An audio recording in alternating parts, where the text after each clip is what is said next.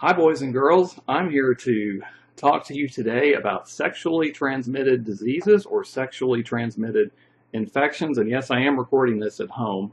So if my dogs start barking, I actually started recording this earlier and my two dachshunds started going nuts, and I'm starting it over because they pretty much ruined the whole video. So, um, sexually transmitted diseases. So there are several different kinds, and I'll give you kind of an overview of the most common ones you're likely to encounter with your future patients. And traditionally, these have been referred to as STDs. There seems to be a change in terminology that's occurring, and they're now going to be referred to as STIs, sexually transmitted infections. And I think that gets into some of the nuances in terminology. If you have a disease, that means that you have symptoms, you're being harmed by the microbe that's present inside or on your body. You can be infected, though, without having symptoms. The microbe can be on or inside you, and you're certainly capable of transmitting that microbe to others, but you don't really have a disease unless you have symptoms and are actually being damaged. So I think because of those little nuances in terminology, we're going to see STDs more often referred to as STIs now as we move into the future. Okay, so what are the most common STDs in the United States? I've got some data here from the Centers for Disease Control, the CDC, which gives us some numbers on some of the more common STDs in the United States. And some of these are caused by viruses, and some of these are caused by bacteria. And then one of these on the list is actually caused by a protozoan. And a protozoan is a single-celled organism whose cells are structured and operate much more like human cells than, say, the cells of bacteria.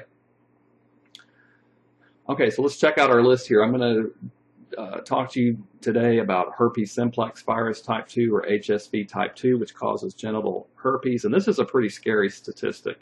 About 16.2% of the U.S. population, sexually active adults, are infected with herpes simplex virus type 2. That's a pretty staggering number. And when you get into some populations, some communities, this number can be even higher, as high as in the 40% range in some communities. So you got to be careful with HSV type 2. And the problem is, once you have it, you got it. It's not going away. Human immunodeficiency virus, HIV, which causes the disease AIDS, acquired immunodeficiency syndrome. It's believed about 1.2 million people in the United States are infected with HIV, and about 20% of them don't know that they're infected.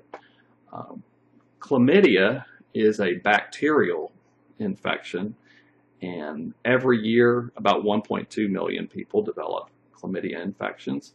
A pretty significant percentage of young people are infected with chlamydia bacteria at any given time, so you got to be careful. Same story with gonorrhea. Gonorrhea is also a bacterial infection, with about 300,000 cases being diagnosed in the United States each year. Human papillomavirus, HPV, causes genital warts, and each year there are about 6 million cases of HPV each year in the United States. That's a pretty high number.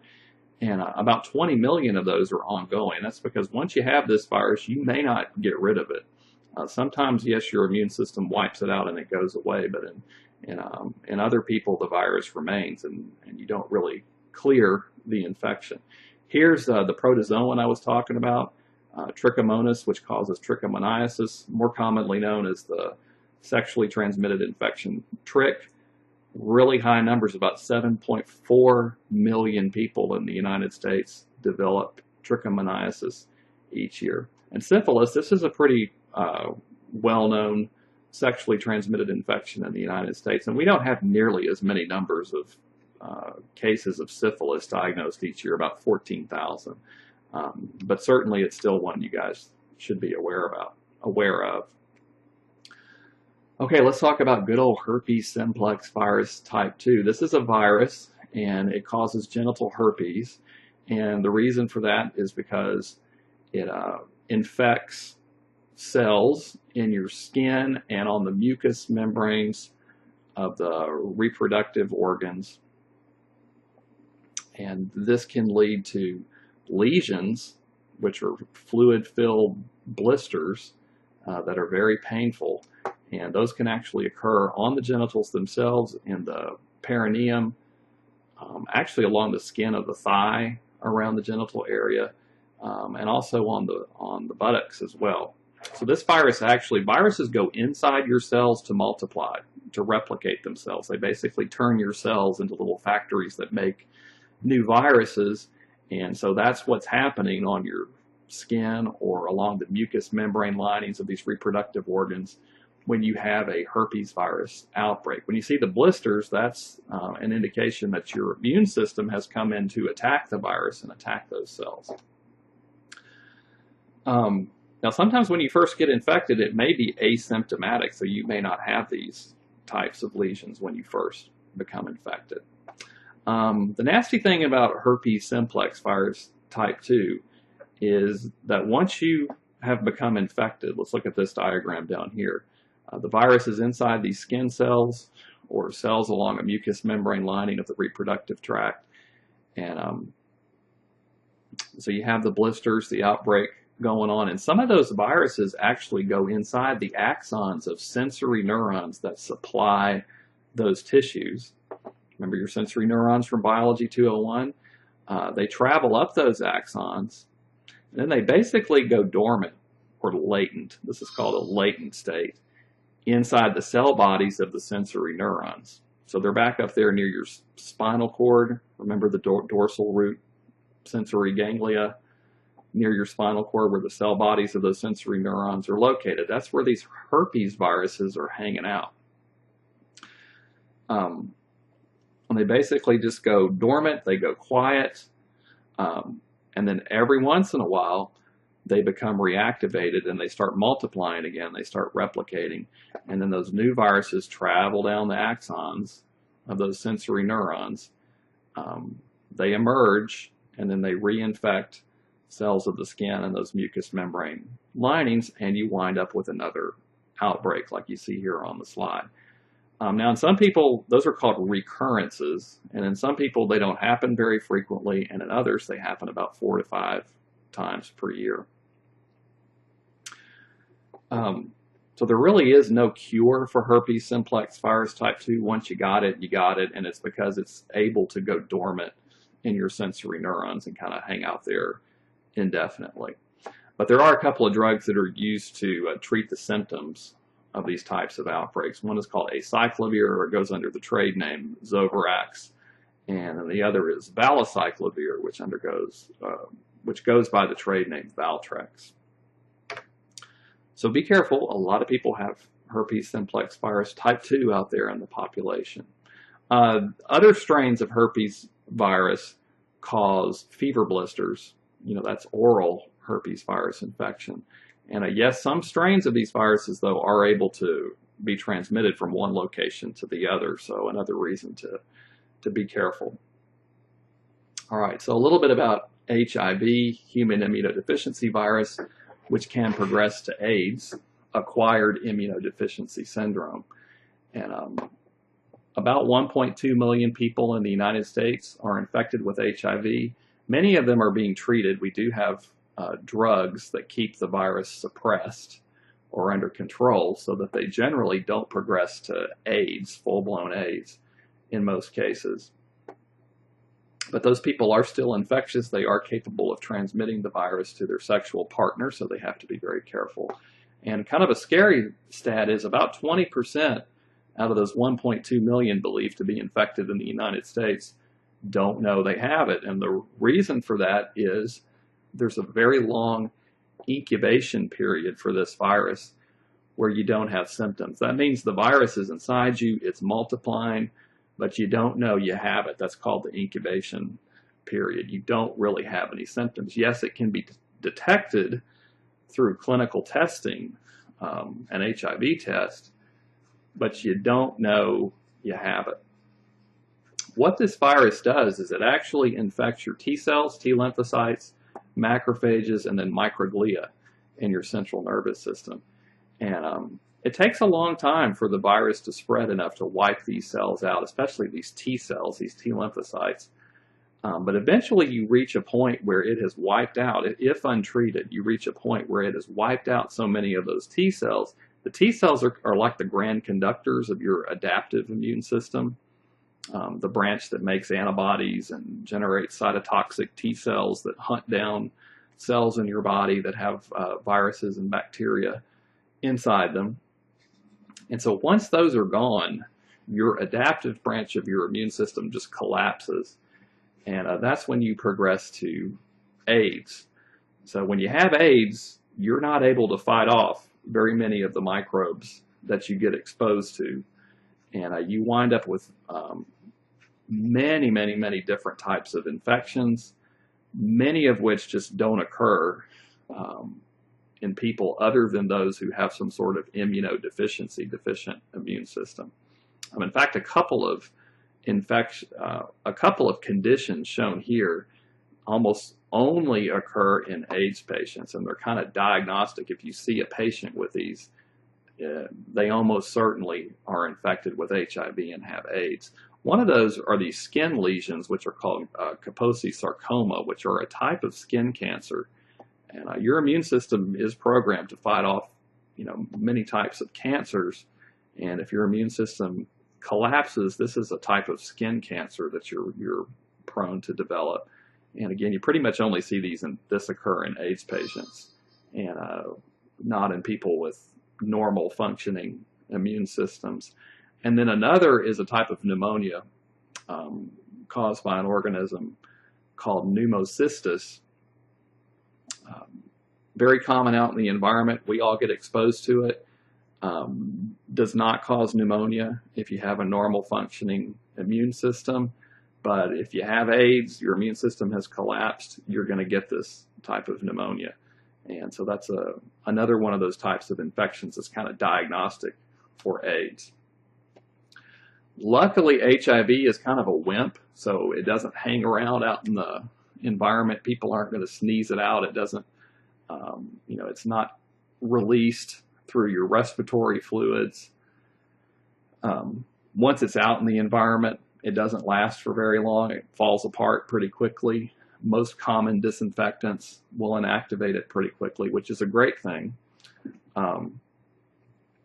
Pretty much, you got to have blood-blood contact or sexual fluid contact in order for transmission to take place.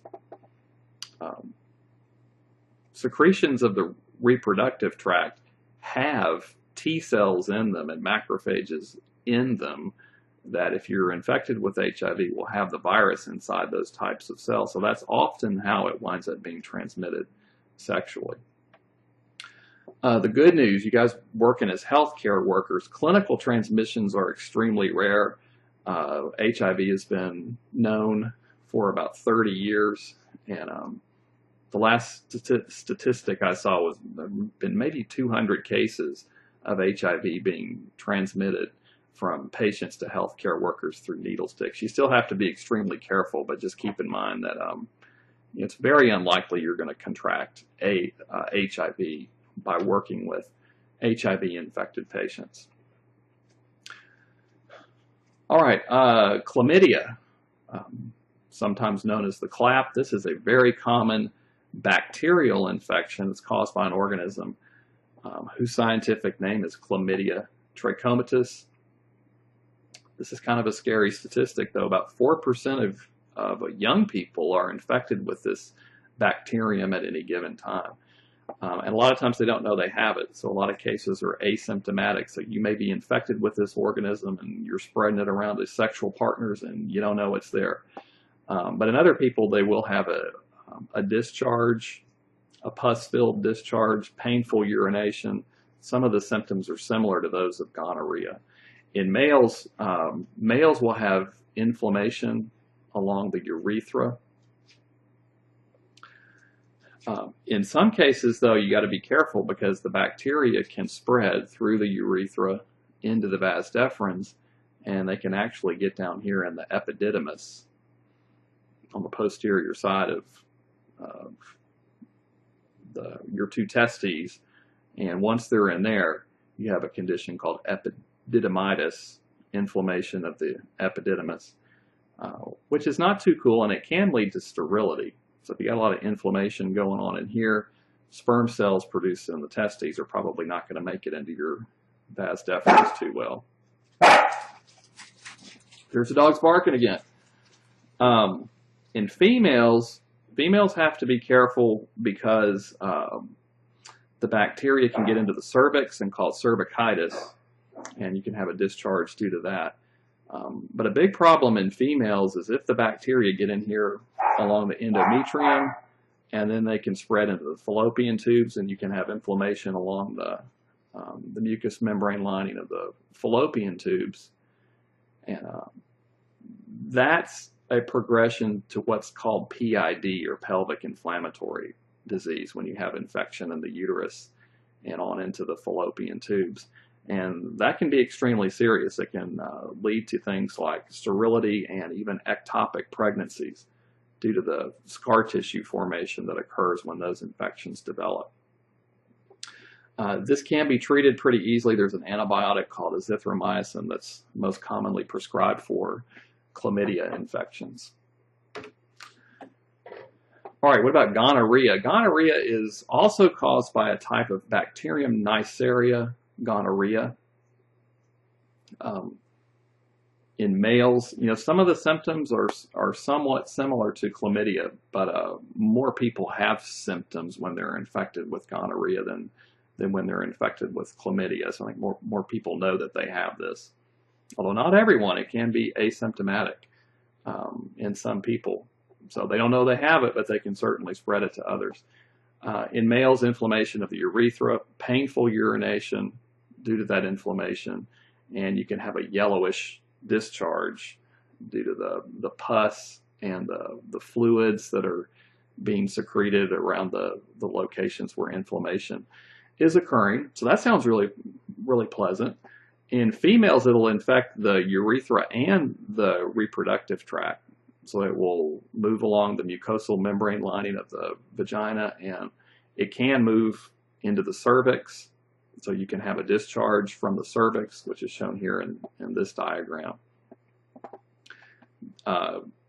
Infection with Neisseria gonorrhea can also progress to PID, just like infection with chlamydia, so you have to be careful about that. And this diagram is actually showing, here's a blow up of a fallopian tube, and they're showing you can actually have a wad of these bacteria growing inside the fallopian tubes. And even if your immune system clears the infection and it goes away, you can have scar tissue, inappropriate connective tissue that forms there along the inside lining of the fallopian tubes. That can lead to sterility, because if your little secondary oocytes can't progress through there, that can cause sterility. It can also cause inappropriate attachment of fertilized oocytes along the inside lining of the fallopian tubes, and that's an ectopic or a tubal pregnancy. So that your risk for that actually goes up if you've had pelvic inflammatory disease. This is also the main reason why newborns, their eyes are treated with antibiotic ointments or drops right after birth. It's to try to prevent infections of newborn eyes with Neisseria gonorrhea. This can be treated with antibiotics. So if it's caught in time, you'll take drugs and it will go away. Unfortunately, though, there are many strains of Neisseria gonorrhea are becoming resistant to the antibiotics that we have traditionally used. Okay, let's move on to another pleasant sexually transmitted infection, genital warts. These are caused by HPV, which stands for human papillomavirus. Okay, so this is a virus, so it actually goes inside your skin cells or the cells along the mucous membrane linings of the urethra, and also in the female reproductive organs. And what this virus does, if you look at this figure over here, Here's the virus. It goes into these cells, typically skin cells or mucous membrane, cells of mucous membrane linings. And once it goes inside these cells, it replicates, it multiplies itself, and it also has this annoying property that it stimulates these cells to divide in a fairly uncontrolled manner. Now, your immune system will keep it under control, but you will nevertheless have overgrowing skin cells or cells from those mucous membrane linings. That overgrowth of cells is what we call a wart. And almost all warts are caused by human papillomaviruses. So even if you have a wart on your skin, that's what's happening. There just are different strains that tend to invade or infect the tissues around the genital region versus other parts, skin around other parts of the body. Here's a really pleasant picture of what a genital wart may look like. Now, they can be really small. You may not even know that they're there. It's not unusual, especially for males, maybe to not know that they have them. And they can be fairly painless. In other cases, though, they can be very large and very dramatic. So you may not even know that you have genital warts because these little overgrowths are so small they're not noticeable. But if you really want to freak yourself out, go to Google Images and type in HPV warts, and you'll see some very shocking and interesting images if you just feel like entertaining yourself. Big problem with human papillomavirus, though, is that, so you have this overgrowth of cells, and you guys know that cancers are cells, usually from epithelial tissues, that overgrow and take on the property of being able to spread to other parts of your body. And that's when they have become cancerous. So unfortunately, HPV is capable of, at times, triggering these epithelial type cells to become cancerous. And you guys know that already. In females, cervical cancer is a big time problem with genital HPV infection in females. Most cases of cervical cancer are thought to be caused by human papillomaviruses. But HPV also can trigger penile and anal cancers in males and mouth and throat cancers in both. And these are thought to be triggered through the virus spreading by oral sexual activity. So more pleasant things to think about. It is incurable. So yes, your immune system may get rid of it, or it may not. So, but we don't currently have a cure. We do have vaccines available for HPV. Gardasil and Cervarix are the two that are available. And you've probably heard of Gardasil, because Gardasil, there was some controversy about that for a while, about how some people thought if they had their young teenage girls vaccinated to help prevent human papillomavirus infection, that might provide them with some license to be sexually promiscuous. And you know, hopefully people are changing their thought. I'm not going to get on a soapbox, but hopefully people are changing their thought processes away from that now, because certainly those vaccines, yes, they can protect you against human papillomavirus infection. They don't protect you from any other type of sexually transmitted disease. It's just this particular virus. And so hopefully with good education, teenagers won't think just because they receive this vaccination that they have a free license to go out and have unprotected sex with lots of sexual partners. Another thing to think about as well is, you know, our kids can go to their wedding nights lily white and pure, and you don't know about their spouses they're marrying, though. And a lot of times, both males and females may have been infected with human papillomavirus and not know that they have it and transmit it to others. So that's just something to think about as well. And the benefits of these vaccines in preventing cervical cancer, I think, far outweigh any risk that your kid's going to become sexually promiscuous because they thought they received a vaccine that gives them free license to go out and do whatever they want to. All right, enough soapboxing. How about syphilis? Syphilis is another bacterial infection. This is caused by Treponema pallidum. And there aren't nearly as many cases of Treponema pallidum infection as the other ones that we've talked about. About 14,000 are diagnosed in the United States each year. But if this is undiagnosed, it can be pretty dramatic. It goes through 3 phases. The first phase is called primary syphilis. That can progress, if untreated, to secondary syphilis, which that can progress, if it's never caught, never treated, decades down the road to the 3rd stage, or tertiary syphilis. And that's not very common anymore in the United States because we know about it and have this infection treated. It's treatable with good old-fashioned penicillin. That still takes care of Treponema pallidum. So you're really only going to see these later stages if people have never been treated. Now sometimes, especially in females may miss the primary syphilis stage because where the bacteria actually enter the body, you develop a sore or a lesion that's called a chancre, and it can be hard in consistency and painless. Now the guys are probably going to know that they have it, but apparently, with females not having quite as much of an open view of their external reproductive anatomy, they might miss that they have a chancre. This heals in about 3 to 6 weeks, but that initial infection is called primary syphilis. So if you know about it, you take penicillin. Penicillin does a good number on the bacteria and they go away. If untreated, though, the bacteria enter your cardiovascular system. They get into the blood, they get into the lymphatic system, and they spread throughout the body. And that can progress to what's called secondary syphilis. So you have the bacteria all throughout the body, high fever, malaise, you feel very tired, your lymph nodes are swollen, you can develop skin rashes, your hair can start to fall out.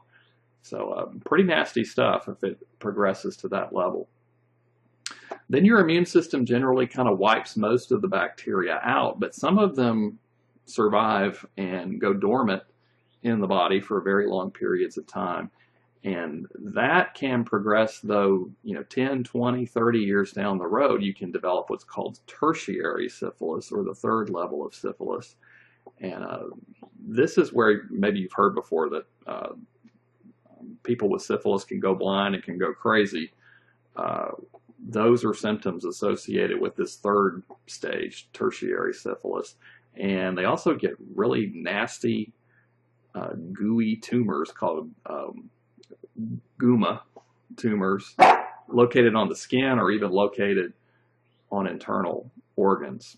So tertiary syphilis is pretty nasty stuff, and thankfully we don't have very many cases of that in the United States anymore, but you may encounter patients during your careers who do have that 3rd stage of syphilis.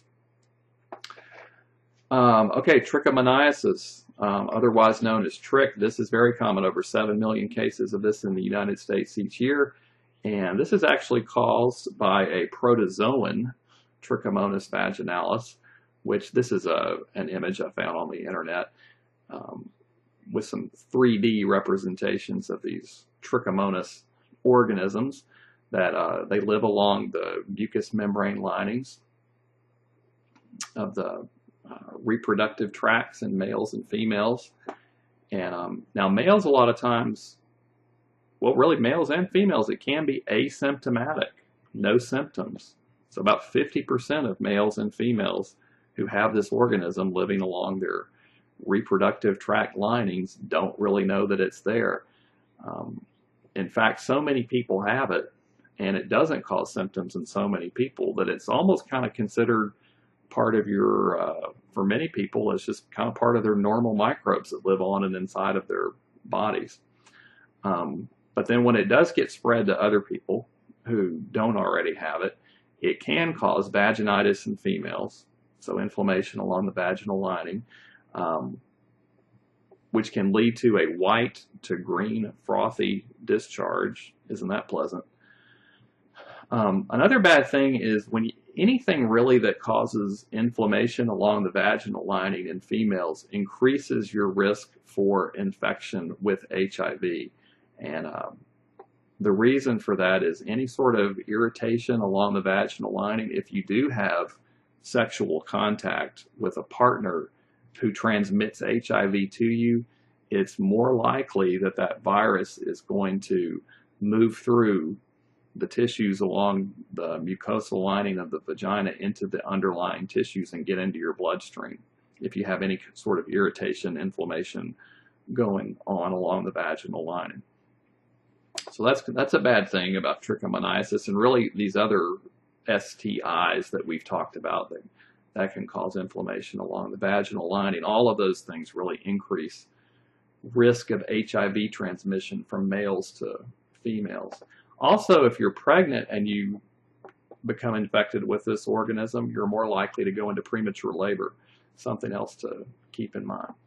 Males really don't have symptoms very often, so they're spreading it around to their female partners. It's usually the females who deal with the more severe symptoms with this particular organism.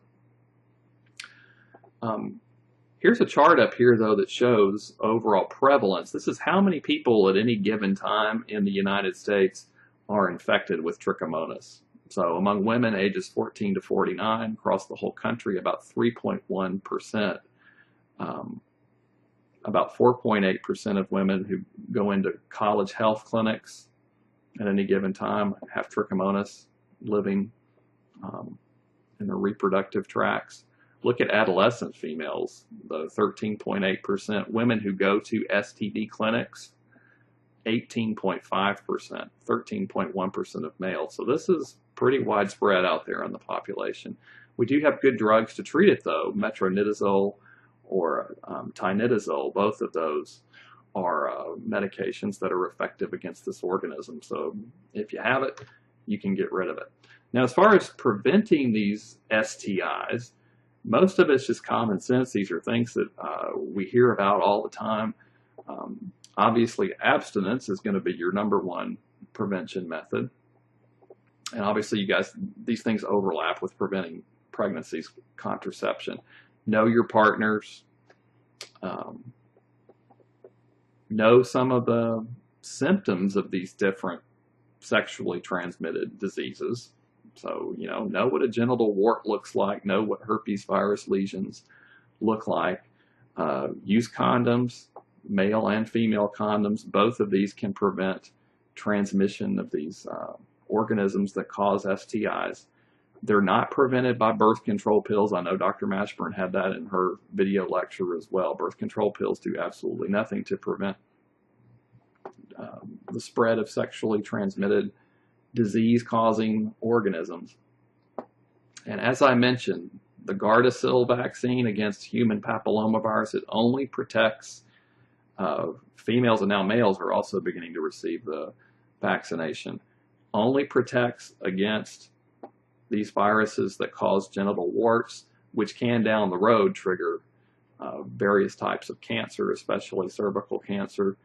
They don't provide any protection against any other sexually transmitted diseases.